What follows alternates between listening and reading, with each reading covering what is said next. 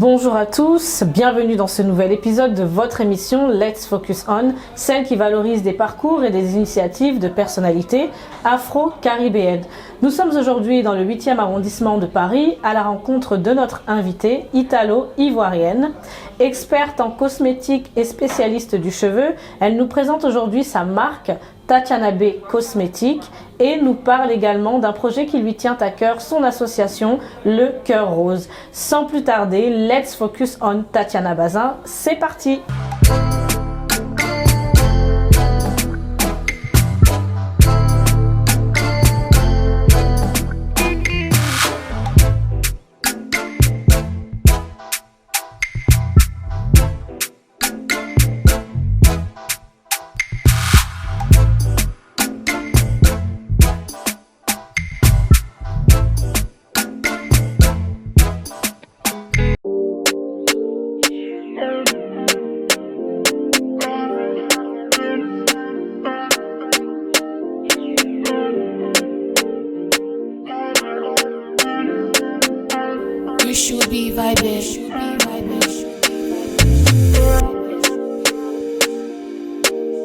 Tatiana, bonjour. Bonjour. Bienvenue dans Let's Focus On. Ah, merci et puis ravie d'être là. Merci d'avoir accepté notre invitation. Merci. Alors, je disais tout à l'heure en introduction que tu es experte en cosmétique, spécialiste du cheveu. Tu as lancé ta marque de capillaire, Tatiana B Cosmétiques, Tatiana Bazin Cosmétiques. Comment a démarré l'aventure Tatiana B Cosmétiques ? Alors, il y a maintenant plus de 10 ans que j'ai la marque. C'était essentiellement à la base pour répondre à un besoin personnel parce que sur le marché, je trouvais aucun produit qui correspondait à mes attentes. Je suis très picky et donc du coup j'ai eu des difficultés. Je me suis vraiment penchée sur qu'est-ce qu'un produit cosmétique et lors de mes expériences professionnelles, j'ai pu avoir l'opportunité de pouvoir développer des marques à côté de grands groupes. Oui. Et donc du coup, je me suis dit, il est peut-être temps de développer ma propre marque pour répondre à mes besoins. Et finalement, je me suis rendu compte qu'on était nombreux à avoir la même problématique que moi. Et du coup, j'ai trouvé ma niche et je me suis lancée maintenant il y a plus de 10 ans. D'accord. Tu as un salon donc à Paris. Oui. Un deuxième salon en Côte d'Ivoire, à Abidjan. Exactement. Aujourd'hui, pour toi, quels sont les principaux défis que rencontre l'industrie cosmétique en Afrique? Alors, en Afrique, je dirais c'est plus des problèmes liés à la législation, au développement des produits et le fait que les produits doivent pouvoir répondre à une législation internationale et pouvoir être exportés facilement. Je pense que c'est ça le principal défi, mais aujourd'hui il y a des très beaux labos, des très grands labos qui répondent maintenant aux normes européennes. Et internationales, donc du coup les produits ont plus facilement la chance de pouvoir être exportés et c'est pour notre plus grand plaisir. Voilà. Et justement, quels conseils en fait tu donnerais, comment développer son business sur le continent, notamment dans les cosmétiques? Quels conseils tu pourrais donner à des personnes qui, comme toi, aimeraient s'implanter sur le continent? Alors moi je dirais qu'il faut soigner l'image. Souvent en Afrique il y a des très bons produits. Les produits naturels, on le sait, c'est les produits les plus efficaces. Après, il manque des fois un petit peu de raffinement, c'est-à-dire au niveau des parfums, etc. On sait qu'on a une population qui est très sensible à l'aspect du produit. Ouais. Et donc, il va falloir vraiment raffiner ça. Et après, vraiment miser sur l'image de marque parce que c'est la première chose que l'on voit d'un produit cosmétique, c'est son emballage, c'est la marque, etc. Donc moi, j'invite tout le monde à vraiment raffiner un petit peu tout ça, aller vraiment en profondeur. Et imposer une marque. D'ailleurs, dans mes nombreuses activités, j'aide aussi les entrepreneurs à raffiner leur marque. D'accord. Et donc, du coup, moi, je pense que c'est sur ce point-là qu'on peut vraiment faire la différence. Alors, j'aimerais qu'on parle de ton association, Le Cœur Rose, un projet qui te tient énormément à cœur. Et un projet d'ailleurs sur lequel tu parles avec beaucoup d'émotions, que tu présentes souvent avec beaucoup d'émotions. C'est une association qui intervient principalement auprès des jeunes filles, femmes, et donc tu distribues des kits d'hygiène. Qu'est-ce qui t'a motivé, Tatiana, à te lancer dans cette association-là? Alors déjà, cette association, je l'ai lancée avec ma mère en 2019. Donc moi et ma mère, on est très très proches et on a toujours eu envie de se lancer dans le caritatif et l'humanitaire. Et notamment auprès des jeunes femmes parce qu'on sait qu'il y a des fois certaines femmes ont des difficultés à parler d'hygiène, d'intimité, de féminité avec leur mère. Et ça, c'est quelque chose que c'est tabou. Dans la communauté afro, surtout, voilà, oui. Vraiment, c'est tabou. Et on se rend compte que des fois, ça mène à des problèmes, en fait, qu'après, les jeunes femmes, elles rencontrent dans leur vie de femme. Oui. Donc, nous, on s'est penché là-dessus et on s'est dit, déjà, si on commence à parler d'intimité, de féminité, on va créer, en fait, une intimité et une proximité avec les jeunes filles pour pouvoir parler d'autres problèmes et après pouvoir les aider à se sentir mieux, etc., etc.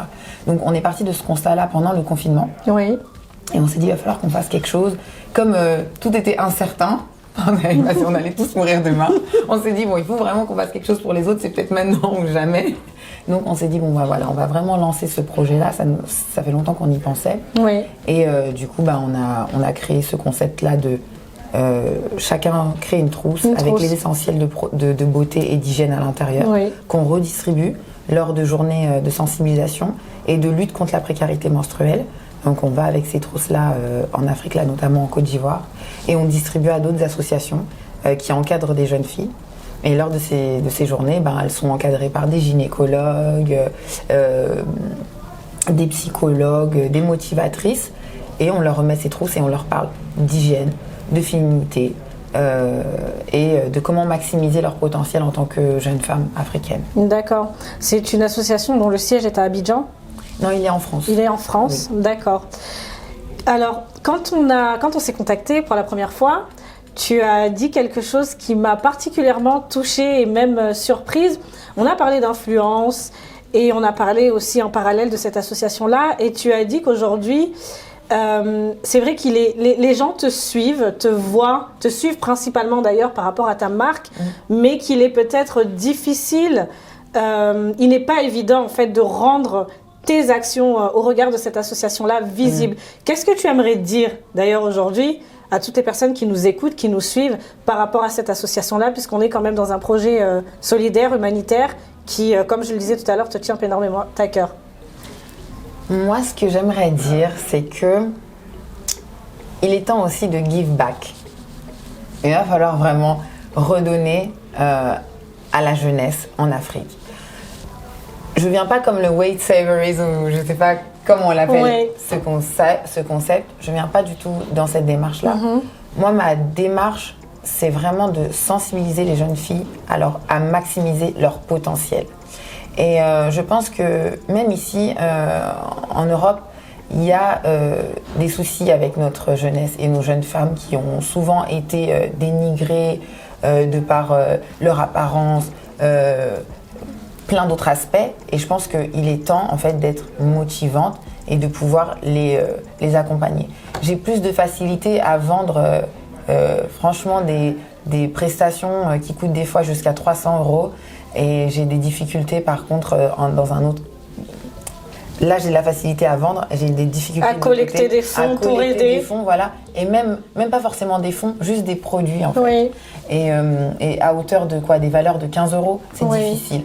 Et je trouve que il est temps en fait d'avoir un petit peu de cœur. C'est pour ça qu'on a appelé ça le cœur rose. Le cœur rose. Donc il est temps de montrer qu'on a du cœur et de faire une petite action. Et en fait, on se rend pas compte à quel point des fois une trousse, ça peut vraiment changer une vie. Parce que ça peut changer la manière dont cette jeune fille, elle se voit, la manière dont elle se regarde dans le miroir. Ça peut vraiment tout changer. Et juste ça, c'est... Voilà, il est temps de montrer qu'on a du cœur un peu quand même. Il est temps de montrer qu'on a du cœur. Il faut montrer qu'on a du cœur. Tatiana, quelles sont tes ambitions d'ici 5 ans par rapport à cette association? Faire les stars qu'on a fait venir des caméras. C'est pour justement que chaque personne qui ont donné les trousses, elle puisse voir que on n'a pas gardé les trousses pour nous. On en a fait profiter chacune d'entre vous. Donc prenez soin de... Alors moi, je sais pas si ce sera dans 5 ans en tout cas, mais j'aimerais pouvoir à un moment collecter des fonds, des vrais fonds. Ok. Avec beaucoup de zéros. Voilà, avec énormément de zéros. Pour pouvoir créer un centre de formation pour ces jeunes filles. D'accord. Voilà, pour pouvoir les former. Alors que ce soit au métier de la beauté, au métier de la cosmétologie ou d'autres. Mais c'est vrai que c'est mon expertise, Donc voilà, pouvoir les former et aussi que les métiers de la beauté en Afrique, ce soit plus juste des métiers choisis par dépit. Voilà, que ce soit un vrai choix et que les jeunes filles se rendent compte qu'il y a des vraies carrières à faire à l'intérieur, donc que ce soit en chimie, en développement de produits ou alors juste être praticienne, mais vraiment qualifiée. Donc là, ce serait vraiment mon big goal. Et puis pourquoi pas aussi un centre d'hébergement pour les jeunes filles qui des fois sont rejetées de leur famille parce qu'on a appris qu'elles ont une grossesse précoce ou qu'elles ont eu juste un rapport avec un homme et que des fois les familles les rejettent pour ça, qu'elles ne se retrouvent pas dans la rue à aller dans des situations encore plus précaires et plus dangereuses pour elles, qu'il y ait des centres qui puissent les accueillir et les former. Ce serait mon vrai grand rêve. Ton rêve, donc il y a vraiment tout un volet éducation, favoriser l'accès à l'éducation avec un grand E. D'accord. Aujourd'hui, tu positionnes la femme au cœur de tes projets, on l'a dit tout à l'heure, avec ta marque, mais aussi, comme on vient de le dire à l'instant, avec cette association-là. Quelle est ta vision de la femme dans la société aujourd'hui, Tatiana? Alors moi, we are queens. Non, vraiment, je suis très admirative des femmes en général, mais toutes les femmes. C'est-à-dire qu'il y en a qui vont mettre sur un piédestal en ce moment, c'est la grande mode, les entrepreneurs, voilà.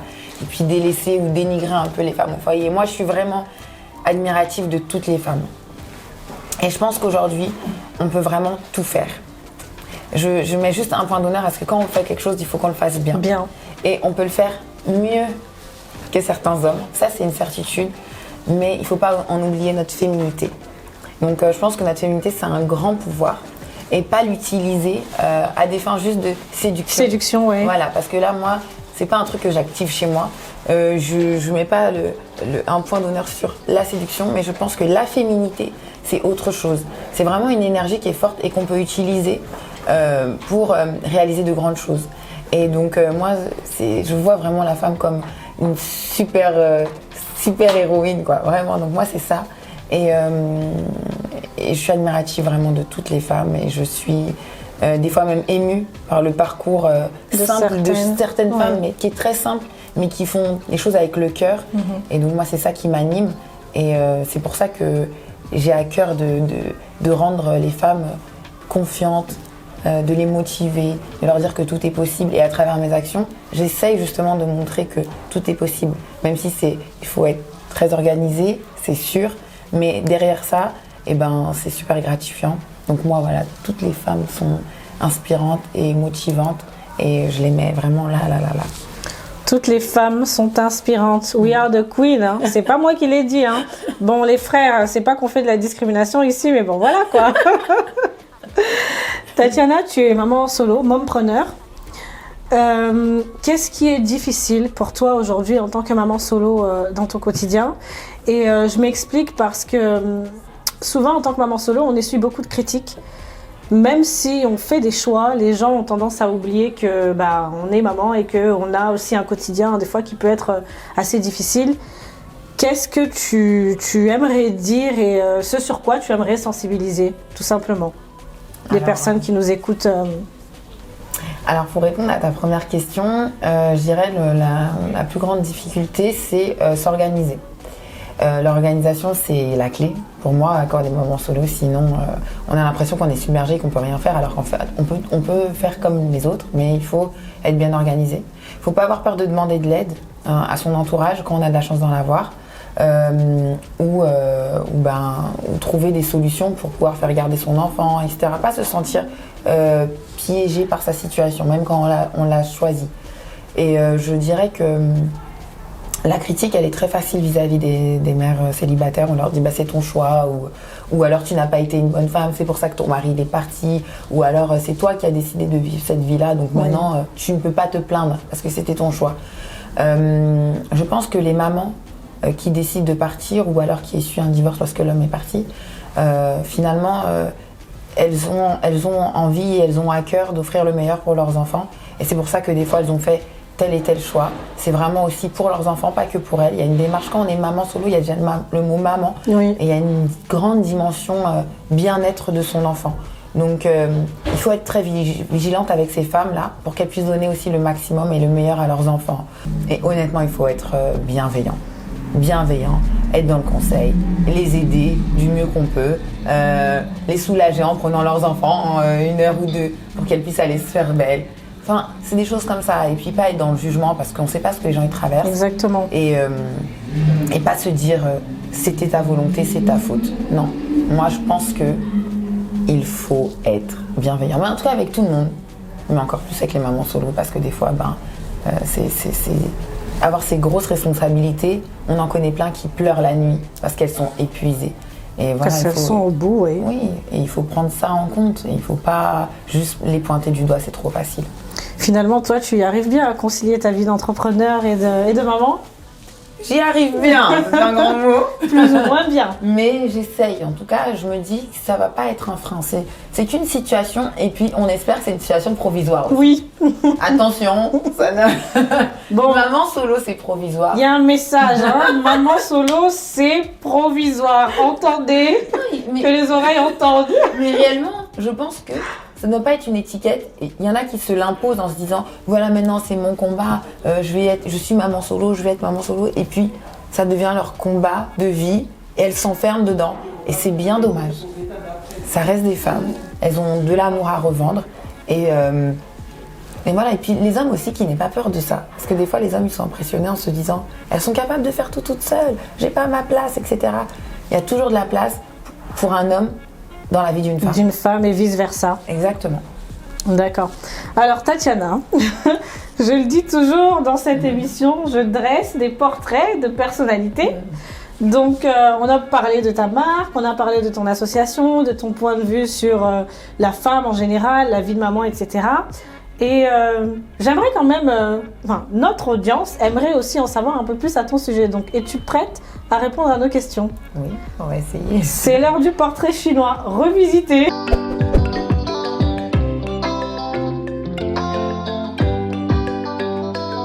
Comment est-ce que tu te trouves physiquement, Tatiana? Alors, je me suis longtemps trouvée pas très belle. Aujourd'hui, je me trouve bien. J'ai appris à me sublimer, donc maintenant, je me trouve... Ça va, je suis mignonne. Qu'est-ce que tu détestes le plus dans la vie? Les gens qui n'ont pas la valeur de l'effort. Ton plat préféré? La sauce gombo, la Cali. Ta plus grosse gaffe sur la tête d'une cliente? J'en ai pas. Je suis une experte. Tu es sûre que tu n'as pas fait de décoloration un peu bizarre, ah non, couper les cheveux de travers? Ma plus grande gaffe, à l'époque, quand on défrisait les cheveux, que c'était trendy, c'est ça. J'ai défrisé pas mal de cheveux en fait avant. À qui voudrais-tu ressembler? À ma mère, mais je lui ressemble déjà beaucoup. Pourquoi tu voudrais lui ressembler à elle particulièrement? C'est une femme persévérante qui a une grande joie de vivre. Et ça, j'aime beaucoup. Argent ou amour? Amour. Bon, tout à l'heure, tu nous as dit que tu es maman solo. Enfin, on a soulevé ça, mais moi, j'y crois pas trop. Est-ce que tu as un crush? J'ai un crush? Non. Non, j'en ai pas. Merci, Tatiana. Tatiana, on arrive à la fin de notre interview, mais avant, j'ai une dernière question à te poser. Aujourd'hui, les gens te définissent comme étant une influenceuse. Quelle est pour toi, est-ce que toi-même, tu te définis en tant que telle? Quelle est ta définition de l'influenceuse? Je pense pas que je suis influenceuse. Ou en tout cas, pas de la manière dont les gens perçoivent un peu négativement l'influence. Je pense plutôt être motivante de par les actions que je mène. Oui. Et je pense que les gens qui font la différence aujourd'hui, c'est les gens qui passent à l'action. Et c'est difficile de passer à l'action. Et il faut se confronter à ses peurs quand on passe à l'action. Et même moi, j'admire beaucoup les gens qui passent à l'action parce que je me dis, ils ont eu ce déclic et ils sortent d'où et j'ai envie de piocher un petit peu, de fouiller un peu dans leur vie pour voir quel est le déclic, quel est le secret. Et je pense que je serais plus... Moi, en tout cas, je me considère plus comme motivante parce que les gens me l'ont dit aussi. Oui. Parce que de moi-même, je suis une personne lambda, juste que c'est vrai que j'ai cette tendance à vraiment passer à l'action. Quand je dis, je fais.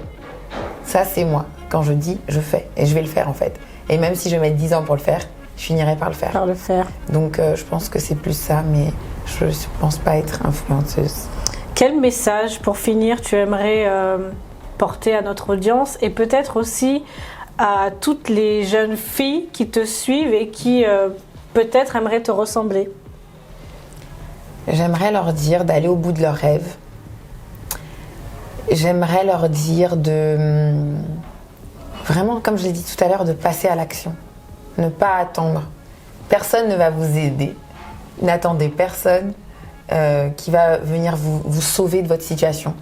C'est à vous de faire le pas pour commencer à aller jusqu'au bout de votre rêve. Donc, n'hésitez pas, rêvez grand, voyez grand, soyez jusqu'au boutiste. Quand on commence, on le fait bien. Et même si ça met 10 ans, même si ça met 20 ans, à la fin, vous arriverez à aller jusqu'au bout de votre rêve.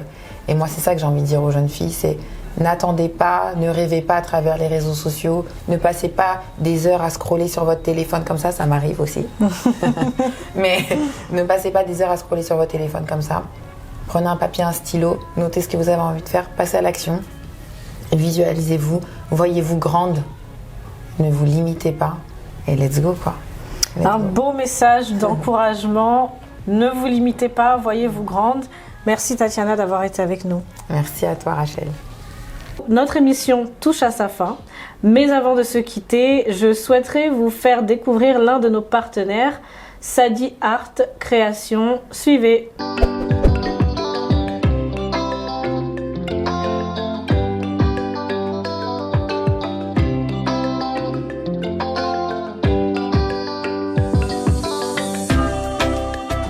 Sadi Art est la conjonction entre Sadia, un de mes prénoms, et art, donc mon art. Et Sadia m'a été donnée par mon arrière-grand-mère au Cameroun, qui m'a élevée en fait. Et donc je suis très très attachée à ce prénom parce que c'était une femme extraordinaire. Elle était vraiment très connue par tout le monde. Elle a beaucoup aidé les sans-abri. Elle a fait beaucoup pour beaucoup de familles, dans notre famille, dans le quartier. Et elle m'a vraiment donné des valeurs humaines très très importantes. Et donc j'ai voulu lui rendre hommage. Donc je m'appelle Sadia. Et j'ai voulu qu'il y ait la contraction en fait de ces deux noms-là.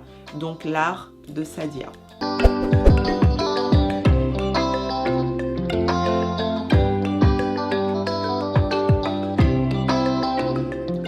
Sadi Art se distingue des autres dans le sens où je suis autodidacte. Donc je suis assistante sociale en protection de l'enfance à la base. Donc je n'ai fait aucune étude pour travailler dans la mode ou quoi que ce soit. Donc j'ai commencé à développer mes créations à la suite d'un accident où je ne marchais pas et j'avais des douleurs vraiment très très très importantes. Et à force de rester à la maison sans pouvoir marcher, j'ai commencé à tricoter, faire des choses pour me faciliter la vie en fait, le quotidien. Et donc voilà, j'ai appris tout toute seule, j'ai appris à coudre toute seule. Je me suis lancée grâce à mes proches, à mon chéri en particulier. Et donc je me distingue dans le fait d'avoir tout imagé toute seule et de ne faire que des pièces uniques et faire un métissage en fait entre les matériaux et mettre à l'honneur notre mère Afrique.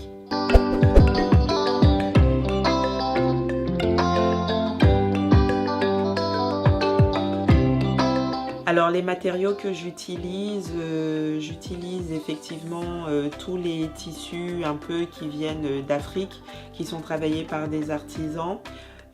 Parce que ça montre effectivement mon africanité, parce que je suis fière d'être une femme noire, je suis fière d'être une femme africaine et que je pense que les matériaux qui viennent d'Afrique valent autant que n'importe quel autre qu'on met en valeur dans d'autres pays. Donc pour moi c'est très important de mettre ça en avant et de pouvoir les mixer quand même avec du cuir, de la laine, etc. et de faire quelque chose d'assez moderne et contemporain.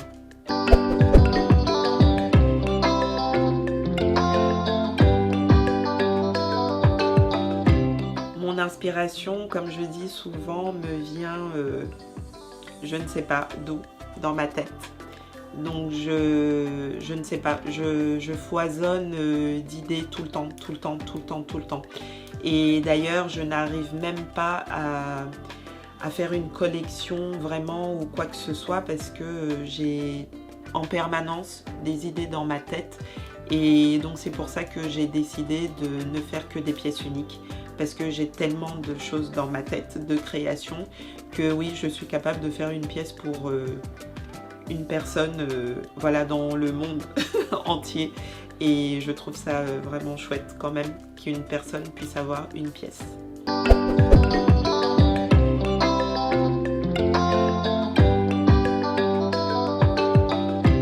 Alors des projets, oui, j'en ai mis un en action puisque je suis dans une boutique avec une de mes sœurs créatrices, Eben & Chic. Donc nous avons un lieu, une boutique sur Paris dans le 15e. Donc je suis vraiment fière d'être dans ce projet-là et je vous invite à venir dans cette boutique.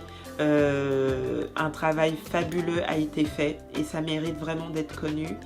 Et d'autres projets, mon partenariat avec l'émission Let's Focus On. Merci à vous qui nous suivez. Merci également à Sacré Cissé à la réalisation, ainsi qu'à Katia Tanko, ma collaboratrice, qui m'a accompagnée dans la préparation de cette émission du début à la fin.